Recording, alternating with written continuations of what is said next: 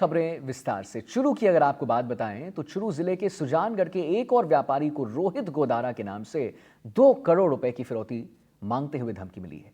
शहर के ward number 19 के निवासी जावेद को यह धमकी मिली है और जावेद ने कोतवाली पुलिस को बताया है कि वह प्रॉपर्टी डीलर का काम करता है। 16 सितंबर को जावेद के मोबाइल फोन के व्हाट्सएप नंबर पर एक मैसेज आता है, जिसके कुछ समय बाद एक कॉल भी आता है जिसमें किसी बदमाश ने 2 करोड़ रुपए की फिरौती मांगी है। बदमाश ने पीड़ित को धमकाया है कि अगर उसने पुलिस को इसकी सूचना दी तो उसे और उसकी फैमिली को जान से मार देंगे। इतना ही नहीं, हम आपको बता दें कि धमकी देने वाले शख्स ने पीड़ित से यह भी कहा कि फिरौती की रकम के बदले चाहे वो किसी का मर्डर करवा ले या बदमाशों से हथियार ले ले।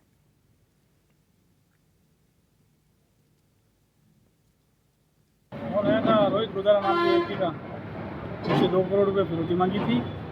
मैंने बोला मेरे पास कुछ नहीं है, मकान बेचने को नहीं मिलेगा। तो बोला मकान बेच के तो मुझे देखो, अगर नहीं दोगे तो तुम तो क्या है कि पुलिस से प्रोटेक्शन ले लोगे, मगर घर वालों को कैसे दोगे। आप क्या काम करते हैं पैसे से? मैं छोटा मोटा प्रॉपर्टी का डीलर का काम करता हूँ, ज़मीन लेना खरीदने का। पुलिस से अब क्या मांगा? मेरे को न्याय चाहिए, मुझे और मेरे परिवार को सेफ्टी की। आपको बताया चुरू जिले के सुजानगढ़ के एक और व्यापारी की से रोहित गोदारा के नाम से 2 करोड़ की फिरौती मांगते हुए धमकी मिली है। शहर के वार्ड नंबर 19 के निवासी जावेद को यह धमकी मिली है। जावेद ने कोतवाली पुलिस को बताया कि वह प्रॉपर्टी डीलर का काम करता है। 16 सितंबर को जावेद के मोबाइल फोन पर एक व्हाट्सएप मैसेज आया, जिसके कुछ समय बाद एक कॉल भी आया जिसमें किसी बदमाश ने 2 करोड़ रुपए की फिरौती मांगी। बदमाश ने पीड़ित को धमकाया कि अगर उसने पुलिस को इसकी सूचना दी तो उसे और उसकी फैमिली को जान से मार देंगे। चुरू से हमारे संवाददाता लाइव जुड़े हुए हैं। जावेद, गजेंद्र आपके साथ वहां पर मौजूद हैं। जरा उनसे बात करिए कि कितना उनको डर लग रहा है इस पूरे मामले से और क्या उनकी मांग है सरकार से और प्रशासन से।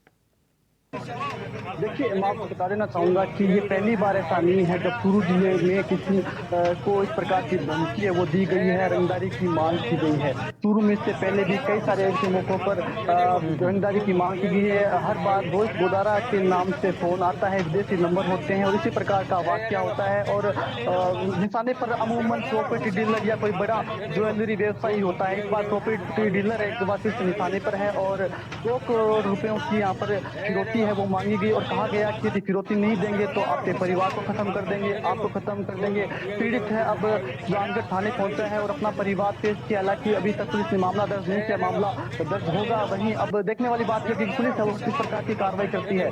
चुरू जिले में लगातार इस प्रकार के वाकया है वो गाय बगाए आते रहते हैं। जब इस प्रकार की रंगदारी है वो गैंगस्टरों द्वारा, अपराधियों द्वारा मांगी जाती है और एक प्रमुख नाम है वो इसमें रोहित गोदारा का शुमार है। रोहित गोदारा के नाम से अमूमन इस प्रकार के फोन कॉल्स है वो चुरू जिले में नेताओं को, प्रॉपर्टी डीलरों को और ज्वेलरी जो व्यवसायी है उनको आते रहते हैं। तो सुजानगढ़ का मामला है जहाँ पर एक प्रॉपर्टी डीलर को। नहीं देवेंद्र, देखिए वो तो बात आप सही कह रहे हैं कि चुरू जिले में ऐसे नेताओं को या प्रॉपर्टी डीलर्स को ऐसे फिरौती की रकम की जो मांग है वो आते रहते हैं, लेकिन इस पर प्रशासन या पुलिस क्या कह रहा है? क्योंकि ये तो कहना कि आते रहते हैं और ये श्रृंखला है इसकी और चलता रहे, ये तो बड़े गलत बात हो जाएगा।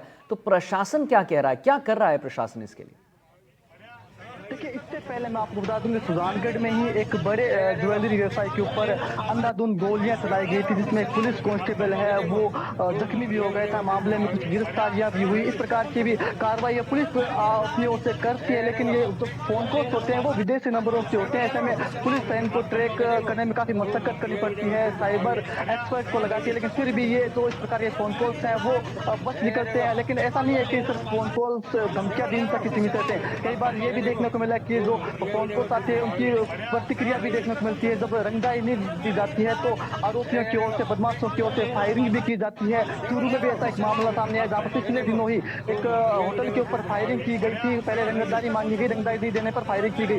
इससे पहले सुजानगढ़ के अंदर इसी प्रकार से एक स्वर्णकार व्यवसायी के ऊपर फायरिंग की गई। काफी नामचीन वो ज्वेलरी थे, उनके ऊपर फायरिंग की गई। उसके बाद गार्ड भी लगाए गए, फिर भी इस प्रकार के मामले को कम होते हुए दिखाई दे रहा है। हालांकि पुलिस है वो अपनी ओर से प्रयास करती है, लगातार इस प्रकार के कॉल को ट्रैक करने की कोशिश करती है, लेकिन अभी भी इस प्रकार के कॉल है वो लगातार चूरू जिले में व्यवसायियों के पास आते रहते हैं। जी बिल्कुल देवेंद्र, देखिए ये आप सही कह रहे हैं कि फायरिंग होती है, मैं भी उसके बारे में पढ़ता रहता हूं, लेकिन ये थोड़ा अलग लगता है क्योंकि धमकी देने वाला जो शख्स है वो जावेद, पीड़ित जावेद हैं, उससे उन्होंने कहा कि फिरौती की रकम के बदले चाहे वो किसी का मर्डर करवा ले या बदमाशों से हथियार ले ले। तो ये जो दो पहलुओं, ये अलग है, ये थोड़ा अलग है, ये ट्विस्ट है इसमें। तो ये क्यों कह रहा है वो कि मर्डर करवा ले या बदमाशों से हथियार ले ले?